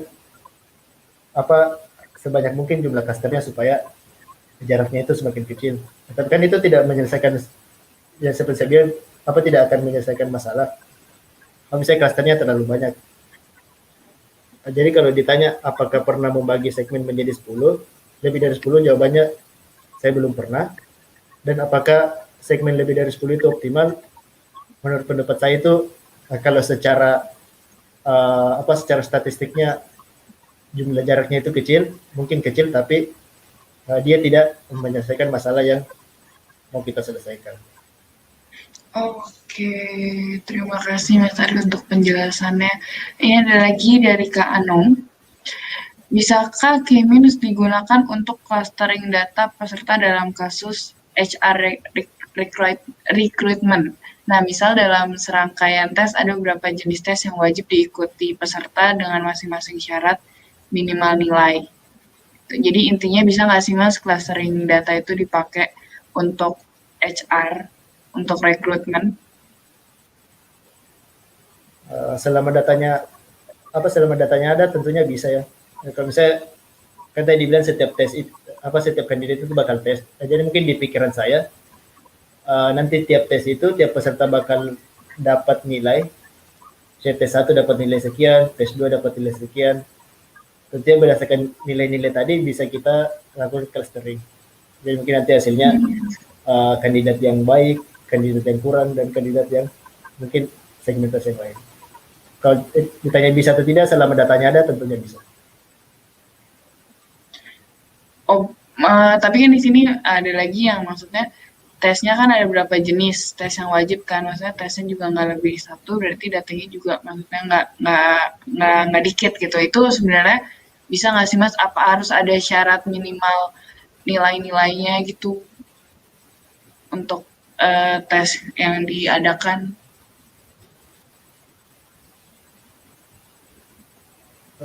Seperti yang saya bilang di awal, sebenarnya chemistry itu bisa diaplikasikan ke bidang apapun, baik itu ekonomi atau bahkan ke penentuan kandidat, selama datanya ada. Jadi selama data kandidatnya ada, kita bisa lakukan clustering. Oke, siap. Terima kasih Mas Ari. Nah, Sebenarnya aku mau reminder lagi buat teman-teman, buat para peserta untuk tulis pertanyaan di komen. Jadi kalau misalnya kalian punya pertanyaan tentang materi ini, langsung tulis di komentar aja biar kita bisa bantu tanyakan ke Mas Arinya langsung. Gitu.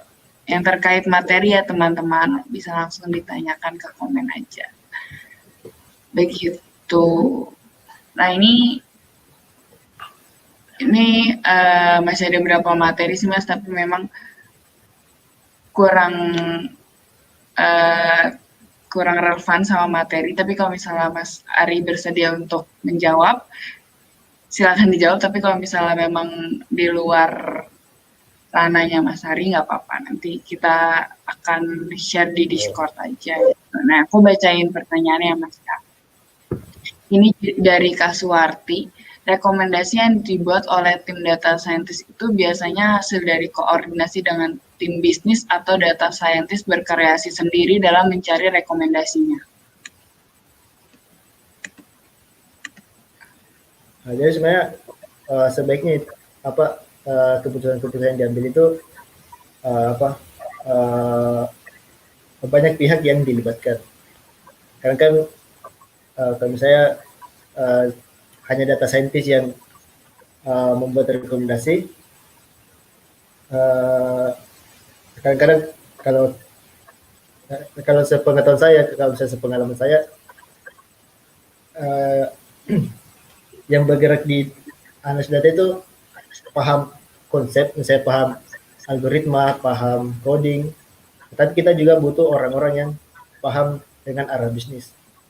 Jadi kalau ditanya sebaiknya, kalau saya apakah sebaiknya menentukan rekomendasi itu berdasarkan data scientist saja, jawabannya lebih baik kalau dikonsultasikan juga dengan tim bisnis ataupun ahli-ahli sesuai kasus yang ingin diselesaikan, supaya hasilnya itu sesuai dengan yang kita harapkan. Oke. Nah ini ada pertanyaan lagi. Ini non teknis Mas, jadi dari Kawada, apakah penggunaan software yang drag and drop seperti Orange cukup direkomendasikan untuk melakukan clustering Mas? Ya tentunya ada banyak software yang lain yang bisa digunakan untuk clustering. Kalau ditanya Orange cukup direkomendasikan untuk melakukan clustering, tentunya rekomendasi.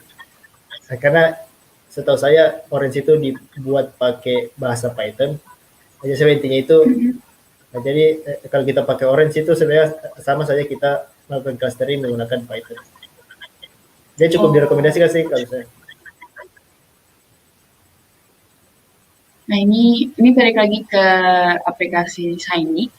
Dari Kak Carlos, apakah dashboard yang dibuat di Shiny Apps ini bisa dilihat oleh semua orang atau hanya pemilik akunnya aja yang bisa lihat? Nah, jadi kalau misalnya tergantung si pembuat Shiny Apps. Tapi dia kalau misalnya Shiny-nya sudah dipublish, tentunya bisa diakses semua orang. Tapi kalau misalnya isi Shiny ini kan terkadang ada data-data penting atau data-data yang tidak semua orang bisa lihat. Jadi kalau misalnya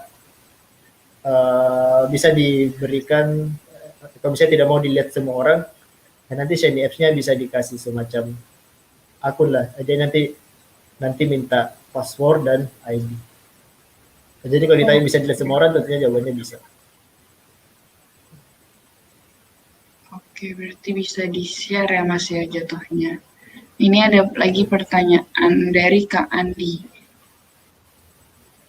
Mau tanya Mas Ari, jadi Kak Andi ini pernah mencoba menggunakan RFM dan waktu itu dibagi secara kuartil untuk mengelompokkannya. Nah, apakah secara metode dibolehkan atau harus seperti yang dijelaskan Mas Ari?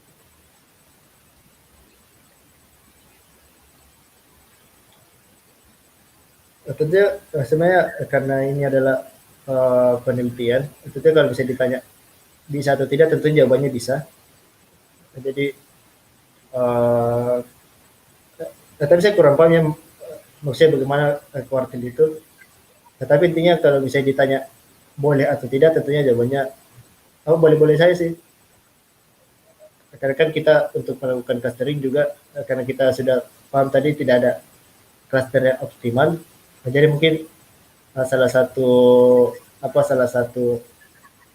cara yang coba digunakan adalah membagi data RPM berdasarkan nilai kuartil. Oke, terima kasih Mas Ari. Nah, ini pertanyaan berikutnya, aku bakal dibacain sama Kak Rere. Aku masukin dulu Kak Rere. Oke, Kak Rere, silakan.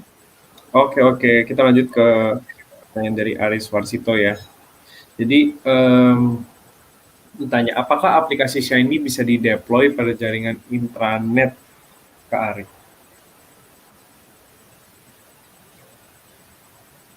Sepengetahuan saya kalau misalnya Shiny itu tentunya kalau rekomendasinya di deploy di Shiny Apps, tapi yang saya tahu juga bisa di deploy di tempat lain, meskipun belum pernah saya coba.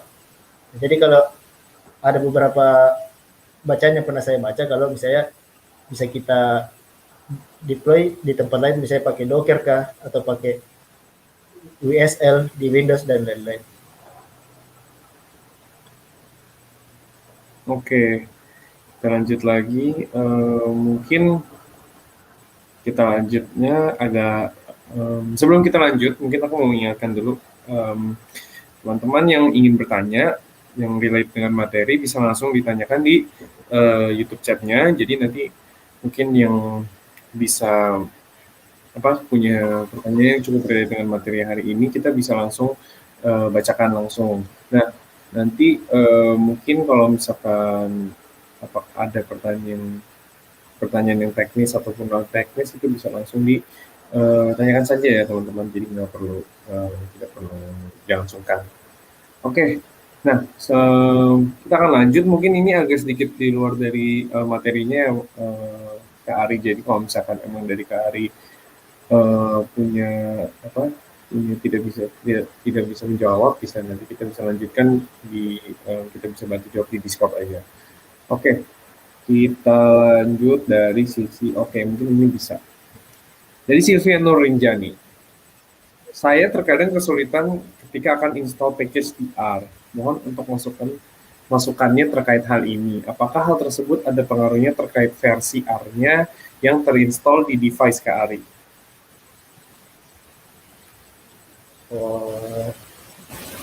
Sepengetahuan saya kalau misalnya install package itu di R itu memang kadang-kadang ada beberapa package yang agak sulit untuk diinstal. Jadi kalau kasusnya yang bertanya tadi pakai Windows, biasanya salah satu package yang wajib itu adalah package RTools. Jadi kalau pakai Windows wajib untuk install package RTools agar package-package yang lain bisa terinstall dengan baik. Atau juga kadang-kadang juga kalau misalnya banyak pakai Linux, kadang-kadang juga saya kesulitan juga untuk install package di Linux. Kadang-kadang beberapa masalahnya itu adalah karena package itu butuh requirement. Jadi kadang-kadang kita harus upgrade dulu package-package yang lain sebelum kita install package yang diinginkan. Jadi kalau kadang-kadang gagal untuk install package, ada beberapa hal yang bisa diperhatikan. Yang pertama, pastikan jaringannya lancar. Terus kalau misalnya jaringan lancar, pastikan juga package-package yang dibutuhkan oleh package tersebut sudah di-upgrade atau sudah sesuai dengan yang dibutuhkan sama package yang mau di-install. Oke, cakep Mas. Kita lanjut ya Mas ya. Masih di luar konteks dari pemateri hari ini. Dari Multijaya, untuk perusahaan yang baru mau berjalan nih, katakanlah bergerak dalam bidang kecantikan, di mana kita bisa dapatkan data yang bisa kita butuhkan untuk melakukan segmentasinya ya Kak? Kalau saya tentunya yang paling baik adalah perusahaan ini punya data sendiri, tapi karena kasusnya mungkin masih perusahaan baru, mungkin datanya masih belum ada. Terus beberapa alternatif yang bisa digunakan, yang pertama tentunya mungkin agak bagaimana salah satu mendapatkan data itu kan ada banyak cara, misalnya kita survei kah, melakukan survei, misalnya karena ini kecantikan saya perusahaan melakukan survei di beberapa tempat, atau mungkin juga bisa beli data kah, atau mungkin bisa mungkin saya sih untuk mendapatkan data bisa survei dulu kan, atau beli data di tempat lain. Siap. Kita lanjut lagi ya, masih mungkin sebelum kita lanjut lagi mau mengingatkan lagi, jadi teman-teman kalau masih ada yang ingin bertanya mengenai materi hari ini bisa langsung ditanyakan saja, maupun dari non teknis ataupun teknis juga tidak apa-apa, nanti akan dibantu dijelaskan oleh Kak Ari.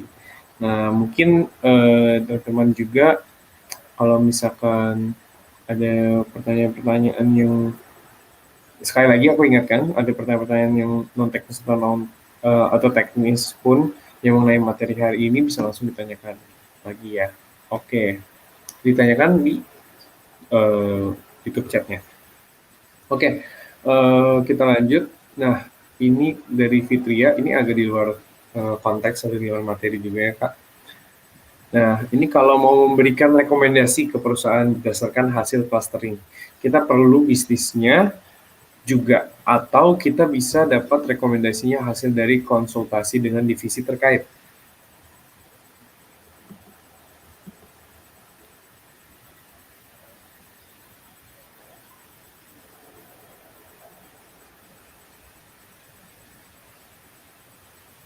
Cek. Halo? Seperti yang sudah tadi dibahas kan, karena lebih baik memang kalau misalnya kita dapat ajar kita menganggap kalau misalnya kita dapat sebuah hasil dari analisis data itu adalah hasil yang benar-benar fix, tentunya hasil ini harus kita koreksi lagi. Kita konsultasikan ke bidang marketing, karena ini di bagian segmentasi pelanggan, jadi masuk di bagian marketing. Jadi lebih baik hasil-hasil yang diperoleh dari analisis data itu kita diskusikan terlebih dahulu kepada divisi-divisi terkait. Misalnya kan kadang-kadang berbeda disiplin ilmu antara yang paham marketing dengan yang analisis data. Karena kita tahu juga kalau misalnya data scientist itu sebaiknya dibangun dari 3 pilar, dan salah satu pilarnya itu adalah kita paham sama bisnisnya. Jadi kalau ditanya rekomendasinya hasil dari analisis data atau hasil dari diskusi dengan divisi terkait, tentunya yang paling bagus itu adalah hasil dari sama divisi yang terkait, agar meminimalkan resiko dari pengambilan data hasil analisis data tadi.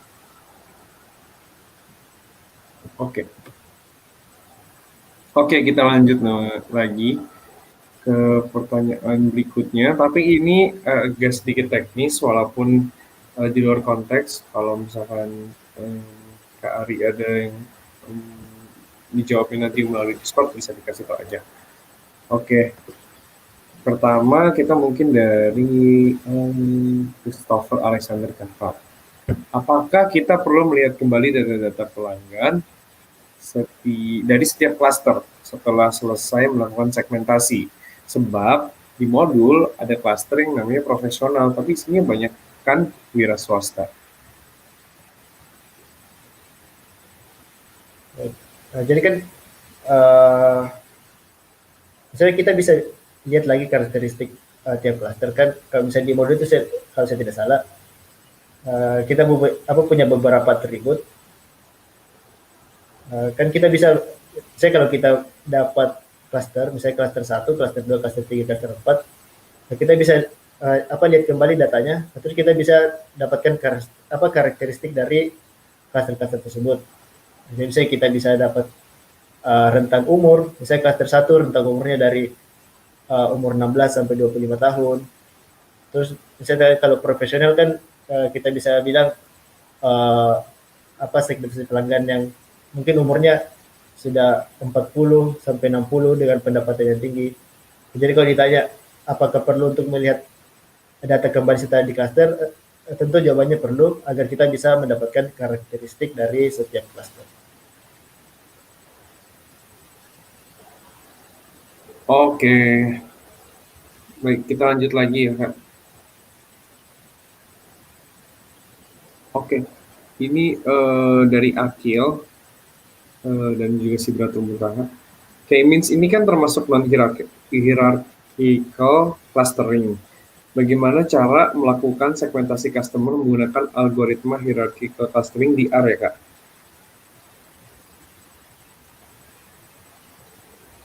Tentunya ada banyak jenis cluster yang lain. Kalau misalnya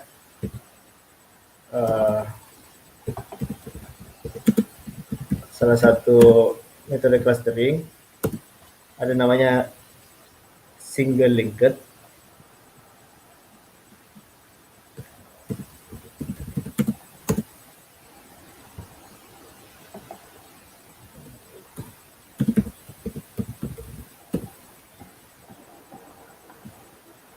Nah, jadi ada algoritma clustering single linkage. Kalau untuk tujuannya sama sih untuk melakukan clustering, tapi kan beda algoritma. Kalau saya coba cari di internet, kalau saya mau pakai single linked,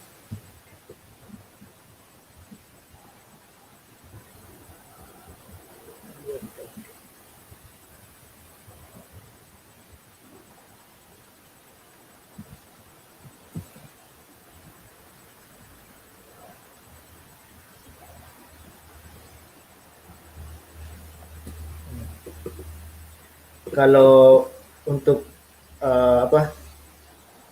direct clustering bisa pakai fungsi HC H-class. Nanti di parameter metodenya bisa kita masuk misalnya single kah atau apakah atau yang lain. Jadi kalau ditanya fungsi apa yang digunakan, ada fungsi HCLUST.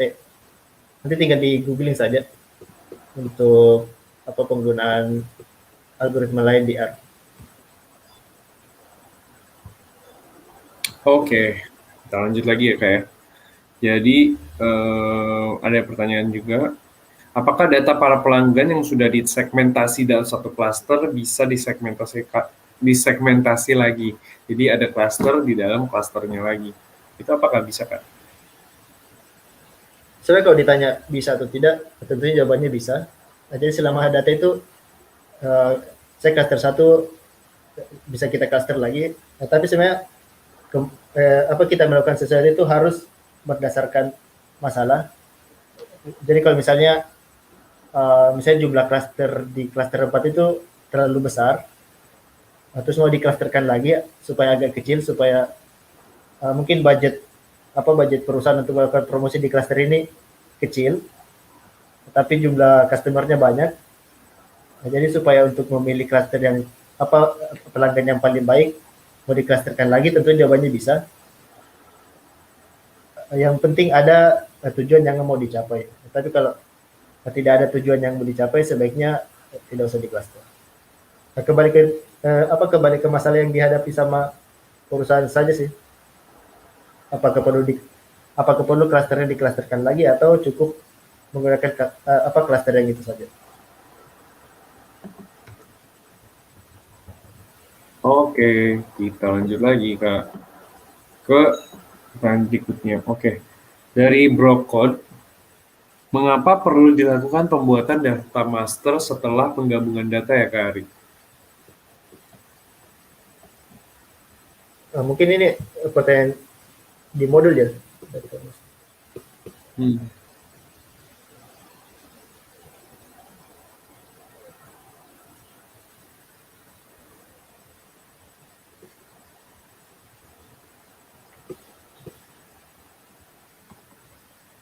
Mungkin pertanyaan bisa sama Brokot bisa diperjelas lagi. Karena saya kurang mengerti maksudnya data master setelah pengumuman data itu seperti apa? Oke, mungkin dari penanya dari Brokot bisa dijelaskan lagi ya, karena bisa kita expand lagi mungkin untuk membantu jawabannya. Oke, mungkin aku mau sembari aku menunggu pertanyaan-pertanyaan lain, ingin aku ingatkan kembali. Jadi teman-teman sekalian yang ingin bertanya, kita masih karena kita sudah hampir di penghujung acara, mungkin ada yang ingin bertanya secara teknis atau non teknis mengenai materi hari ini, boleh banget ditanyakan langsung ke chat YouTube-nya aja langsung, nanti akan dibacakan oleh saya atau tim Digilab gitu. Nah, ini mungkin ada yang bertanya lagi, tapi sembari aku cari, oke, ini dari Rizky FM. Nah, tadi penamaan masing-masing clustering di Shiny App itu ada cold, warm, dan lain-lain. Lalu juga ada low, high, dan seterusnya. Nama kelompok tersebut itu dari pengolah data atau otomatis dari apps-nya sih, Kak? Nah, jadi penamaan masing-masing cluster itu hasil dari pengolahan data, bukan otomatis yang dihasilkan sama apps. Jadi karena ini hasil dari pengolahan data, tentu kita bisa lebih fleksibel, kita bisa ganti-ganti nama klasternya, mungkin bisa selain low, high, special. Jadi nama masing-masing cluster itu berasal dari pengolahan data, bukan dari otomatis dari apps. Siap, oke.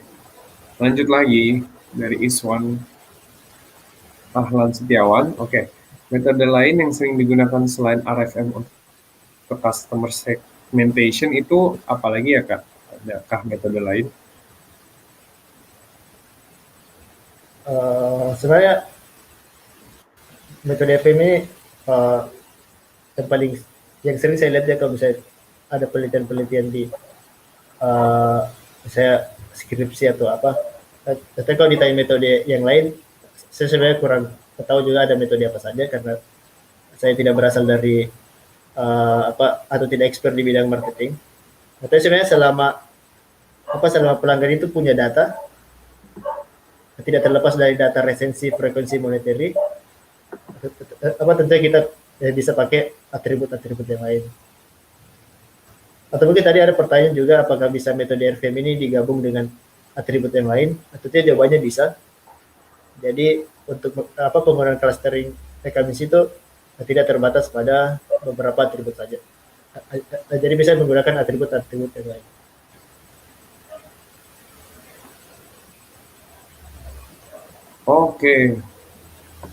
Oke, berarti karena sudah tidak ada pertanyaan lagi, mungkin untuk sesi tanya jawabnya sudah dicukupkan saja sampai saat ini, sampai sekarang, maksudnya sampai saat ini. Maaf ya. Jadi mungkin teman-teman sekalian, terima kasih atas pertanyaan-pertanyaannya yang cukup menarik tadi ya, banyak sekali yang bertanya dari segi teknis maupun non teknis. Terima kasih juga untuk Kak Ariel setelah menjawab pertanyaan teman-teman sekalian, rekan-rekan sekalian. Nah, mungkin aku akan mengundang teman-teman lagi, Vira. Iya, halo Vira. Jadi kita, ada yang mau disampaikan, Fir, tadi? Sorry.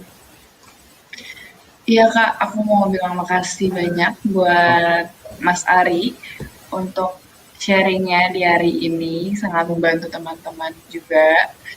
Yang mudah-mudahan kita bisa bertemu lagi ya Mas di live season berikutnya.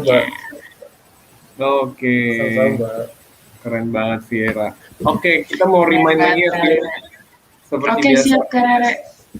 Yang pertama mungkin untuk peserta hari ini kita akan remind yang pertama untuk isi absensi. Nah, jadi isi absensinya jangan lupa, karena biasanya absensinya kelupaan gitu ya, jadi jangan lupa untuk isi absensi yang udah disiapin di linknya. Terus bila ada pertanyaan bisa ditanyain ke kemana, Fir?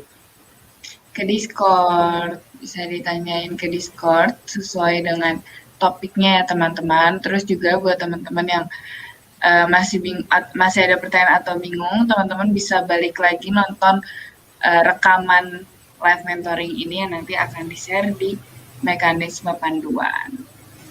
Oke, terus aku mau ingetin satu hal lagi, mungkin ini cukup penting juga kali ya, cukup menarik juga, yaitu jangan lupa mengerjakan modul yang diselesaikan sesuai silabus sebelum live sesinya. Karena kalau ada yang kurang paham, mungkin ada yang ingin bertanya, ada yang diskusi juga gitu ya. Karena itu tempatnya bisa langsung ke live sesi seperti ini, apalagi ke pematerinya langsung gitu ya. Jadi ini merupakan wadah yang menarik untuk teman-teman sekalian untuk bertanya atau diskusi mengenai materi-materi yang disesuaikan dengan silabus-silabusnya. Jadi jangan lupa untuk selesaikan modul-modulnya sesuai silabusnya gitu. Oke, paling gitu aja yang kita ingetin ya Fir ya, karena kita sudah diajak di penghujung acara. Aku mau mengucapkan terima kasih untuk Kak Ari atas materi hari ini, atas kayak semangat juga udah menjelaskan secara teknis maupun non teknisnya juga Kak. Mudah-mudahan terus sehat selalu ya Kak ya Ari, Kak Ari maksudnya. Terima kasih. Terima kasih juga untuk Vira yang sudah menemani aku di sini untuk Q&A. Nanti kita akan berlanjut lagi di sesi yang lain ya Vir. Tetap semangat. Terima kasih juga untuk teman-teman DTS yang sudah hadir juga. Tadi sekitar ada 500 orang dan yang sudah hadir sampai sekarang masih standby terus untuk belajar. Tetap semangat walaupun kita masih ada di situasi pandemi ini, tapi kita masih tetap semangat belajar dan termotivasi dan terinspirasi sama pemateri-pemateri contohnya kayak Kari ini di sini. Oke, sekian dari tim DQ Lab. Terima kasih semuanya. Sampai jumpa di sesi berikutnya ya. Dadah semuanya. Terima kasih. Bye semua. Semangat. Bye.